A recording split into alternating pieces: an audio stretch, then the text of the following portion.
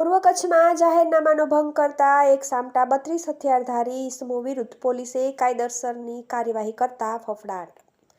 પૂર્વ કચ્છ પોલીસ દ્વારા વિભાગના અલગ અલગ પોલીસ મથકના વિસ્તારમાં હથિયારબંધીના જાહેરનામાનો ભંગ કરી પોતાની સાથે હથિયાર રાખનાર ઇસમો સામે કાયદેસરની કાર્યવાહી હાથ ધરી હતી. પોલીસ તંત્રએ આ કામગીરીમાં એક સામટા 32 લોકો વિરુદ્ધ ગુનો દાખલ કર્યો હતો. હથિયારબંધીના નિયમની અમલવારી અંતર્ગત પોલીસની કડક કામગીરીથી ગેરકાયદે હથિયાર ધરાવનાર ઇસમોમાં ફફડાટ વ્યાપી ગયો હતો.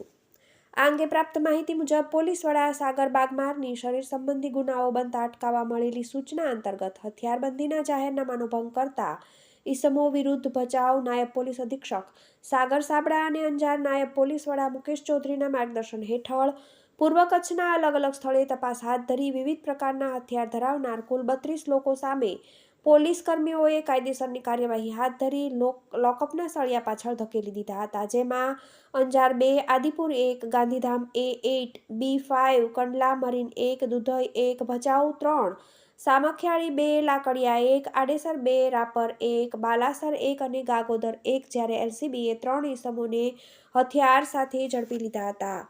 TV18 news, Kutch, Bhuj.